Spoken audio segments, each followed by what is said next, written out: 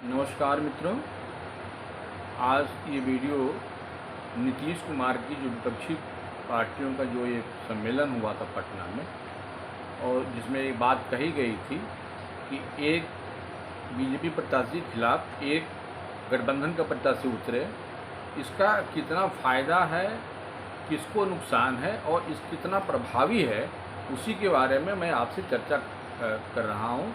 और ये सब चर्चा हम आंकड़ों के साथ करेंगे, क्योंकि 2019 का जो चुनाव हुआ था उसमें कांग्रेस और भारतीय जनता पार्टी की जो डायरेक्ट लड़ाई थी, एक सीट की जगह एक कांग्रेस एक बीजेपी, ऐसी कुल 230 सीटें थीं।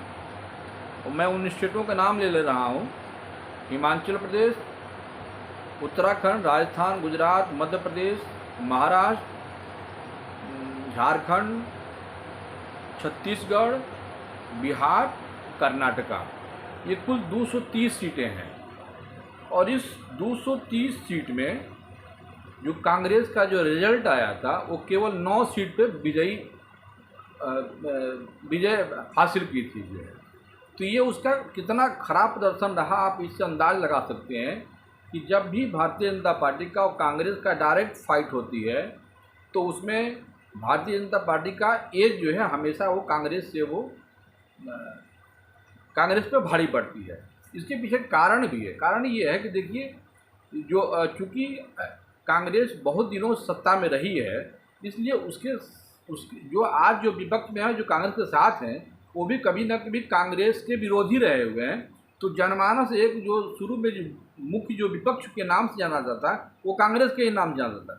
तो जब भी भाजपा और कांग्रेस की लड़ाई होती है तो वहाँ लोग जो है वो एक तरफा जो है वो भारतीय जनता पार्टी की तरफ से झुक जाते हैं। अब हम बाकी सीटों को हम देख लें कि 230 के अलावा 307 सीट लोकसभा की राज्यों की, और 6 जो है वो ये आपका जैसे कि पांडिचेरी, लक्षद्वीप वगैरह, इसको हम बोलते हैं केंद्र शासित प्रदेश। तो 6 केंद्र शासित प्रदेश हैं। अब इस 307 में ऐसे आप देखिए, जैसे तमिलनाडु है तो तमिलनाडु में 39 सीट है, वहाँ पे करीब करीब भारतीय जनता पार्टी 9 के बराबर है। केरल में 21 सीट है, भारतीय जनता पार्टी वहाँ 9 के बराबर है, कोई लड़ाई ही नहीं है, वो आप आपस में ही दोनों लोग लड़ रहे जो है। आंध्र प्रदेश में 25 सीट है, वहाँ भारतीय जनता पार्टी 9 के बराबर है जो है। अब जो है जो मेन जो लड़ाई इधर से आ रही है वो बिहार, बंगाल, महाराष्ट्र, तेलंगाना, ये सब स्टेट हैं जो है। तो यहाँ पे अगर आप देखिए तो वेस्ट बंगाल में ममता दीदी का रुख आप देख ही रहे हैं। वहाँ पे किसी तरह से कांग्रेस का गठबंधन होना नहीं है। कांग्रेस और कम्युनिस्ट अलग अलग लड़ते हैं या एक होकर लड़ते हैं तो भी वहाँ पे वोटों का डिवीज़न होगा, और वोटों का डिवीज़न होने से वहाँ पे भारतीय जनता पार्टी को जो है वो लाभ मिलेगा। बिहार में 40 सीटें थी, ये ऑलरेडी पिछले बार भी जो है सारे लोग राजद और कांग्रेस मिल करके लड़े थे जो है। तो यहाँ भी बहुत कोई फ़ायदा नहीं होने वाला है। हाँ, ये बात ज़रूर है कि नीतीश जो है वो आरजेडी और कांग्रेस की तरफ चले गए हैं। तो जब जो नीतीश का जो वोट बैंक उधर गया है तो बाकी जो विपक्षी पार्टियां वो एनडीए में आया हुआ है। तो ये कोई भारतीय जनता पार्टी की जो 17 सीटें थी उसमें से कम नहीं होने वाली है। उसमें इजाफा, हाँ ये है कि गठबंधन का मजबूती से लड़े तो उसमें से इजाफा न होने से ये संकेत मिल सकता है। महाराष्ट्र में 48 सीट है, वहाँ आप एनसीपी और कांग्रेस पिछले बार भी मिलकर के लड़ी थी जो है।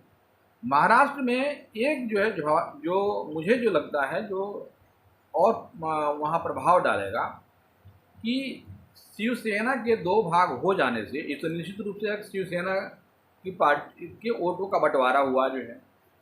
अब जब यहाँ पे होगा क्या, सीटों के बंटवारे में जो सीटें एनसीपी और कांग्रेस शिवसेना को देगी जो है, वहाँ शिवसेना लूज करेगी जो है। क्योंकि शिवसेना के साथ 2 पार्टियों का जाना, यानी कि एनसीपी का भी कैडर का वोट जो है वहाँ चला जाए और कांग्रेस भी तो चला जाए और पूरा 100% चला जाए, ये संभव नहीं है।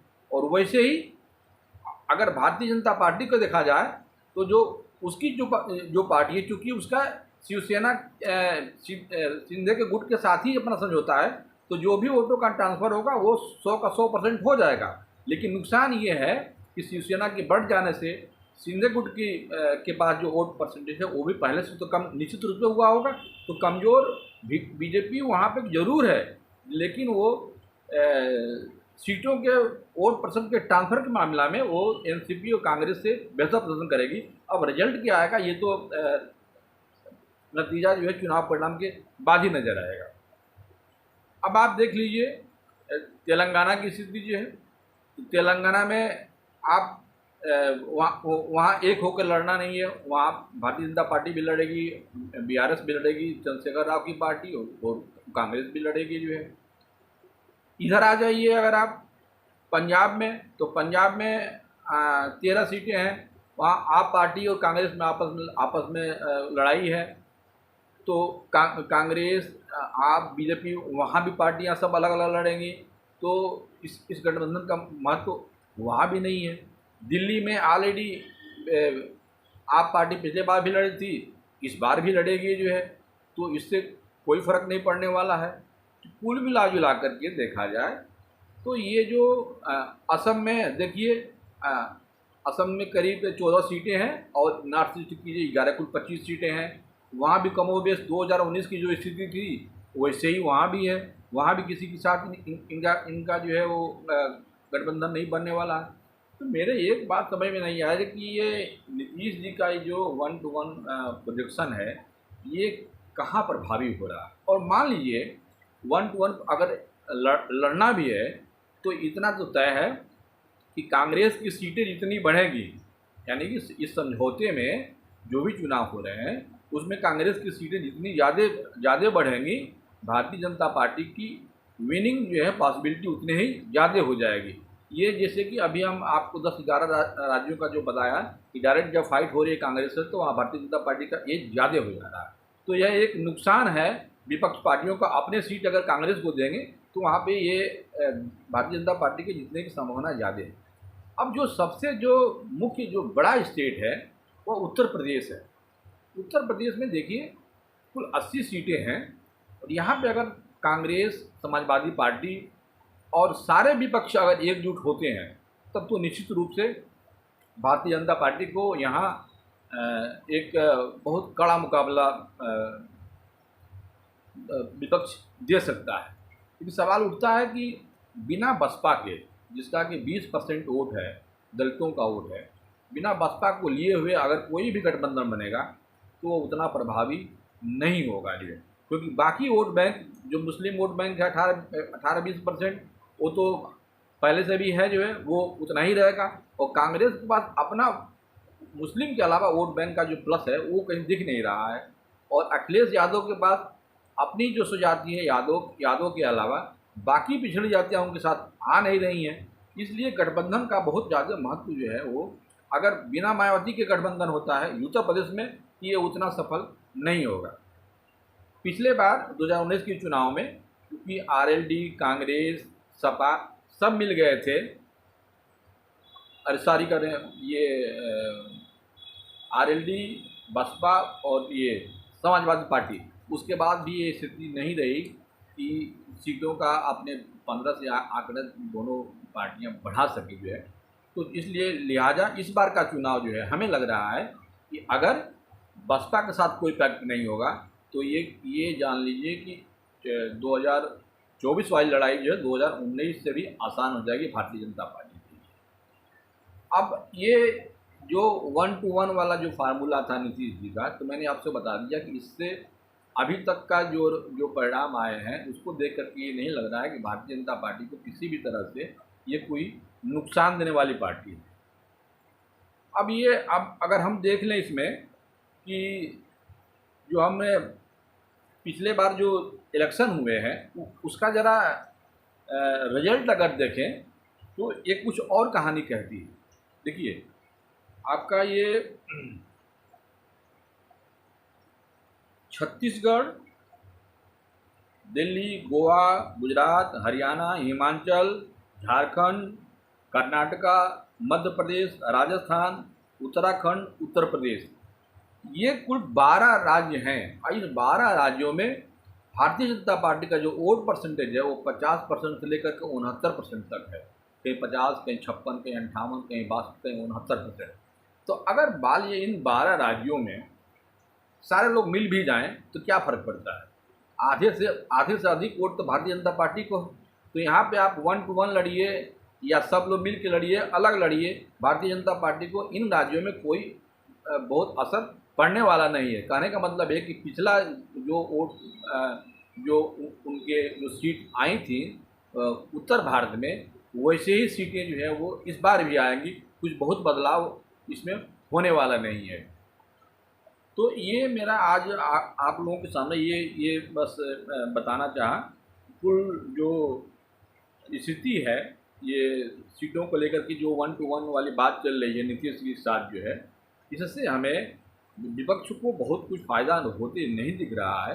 अलबत्ता एक और इसका नुकसान मैं बता रहा कि देखिए, जब भी 1 to 1 सीटों में जब आपस में भाजपा वर्सेज अदर्स की लड़ाई होगी, तो वहाँ पे पोलराइजेशन उतनी ही ज़्यादा होगा, ध्रुवीकरण उतनी ही ज़्यादा होगा।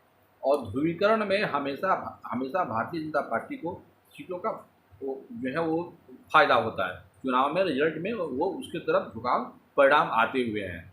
तो 1 to 1 के लड़ाई में एक नुकसान ये भी जाएगा जो है कि मुस्लिम मत जो है एक जगह जब जाएंगे तो हिंदू मत भी एक जगह जाएंगे। और इस ऐसे केस में जो जनमानस जो वह हिंदू के साथ वो भारतीय जनता पार्टी के साथ जाएगा। और इस लिहाज से देखा जाए तो भारतीय जनता पार्टी की स्थिति और भी मजबूत होगी। तो 1 to 1 फाइट के मैंने आपको बता दिया कि क्या क्या नुकसान है। और महाराष्ट्र का भी बताया कि वहाँ पे किस तरह का नुकसान होता है।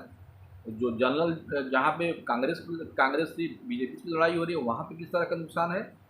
कुल मिला करके स्थिति जो है वो 2019 से 2024 वाली जो लड़ाई है उसमें बहुत विशेष अंतर नहीं आने वाला है। आप सीटों का एक से एक कर लीजिए या आपस में गठजोड़ कर लीजिए। जो है बेहतर गठजोड़ देखिए तभी होता है जब सारा विपक्ष एक हो जाए। सारा विपक्ष एक हो जाए तो निश्चित रूप से भारतीय जनता पार्टी की स्थिति बहुत खराब हो जाएगी। जैसे उत्तर प्रदेश में सारा विपक्ष माने कि बसपा भी, सपा भी, कांग्रेस भी, आरएलडी एक तरफ होकर के और आपस में बैठ करके अगर ये लोग एक एक सीट पे अगर प्रत्याशी उतारे, निश्चित रूप से यह एक भारतीय जनता पार्टी के लिए बहुत करारी शिकस्त की लोग दे सकते हैं। वेस्ट बंगाल जैसे कि 42 सीट है, वहाँ बहुत बढ़िया है। अगर कांग्रेस और कम्युनिस्ट और ममता दी आपस में मिल जाएँ लोग तो निश्चित रूप से भारतीय जनता पार्टी का वहाँ खाता भी खुलना हमें लग रहा है कि मुश्किल हो जाएगा। क्योंकि भारतीय जनता पार्टी का वोट वहाँ पर 40% आसपास है, यानी कि 60% वोट जो है वो एक तरफ है। तो 60% में 43% वोट ममता दीदी के पास है। बाकी 16% करीब कम्युनिस्ट पार्टियों में है और कांग्रेस में ये दोनों बढ़ जाती हैं। अगर वेस्ट बंगाल में अगर 1 to 1 अगर लड़ाई का फ़ायदा उठाना है तो वेस्ट बंगाल हमारे समझ से एक ऐसा स्टेट है जहाँ पर भारतीय जनता पार्टी को उसको एकदम अपने धरातल पर ला सकती है विपक्षी पार्टियाँ। 42 की 42 सीटें भी वो वहाँ पे चुनाव जीत सकती हैं। एक मुझे जो वेस्ट बंगाल का वो राज्य लगता है, लेकिन ये ऐसा दिखता कहाँ है, ये संभव दिख नहीं रहा है। तो ये मेरा आज का विश्लेषण रहा है। अगर आपको ये मेरा विश्लेषण अच्छा लगता है तो मेरे वीडियो को लाइक करें, शेयर करें। नमस्कार।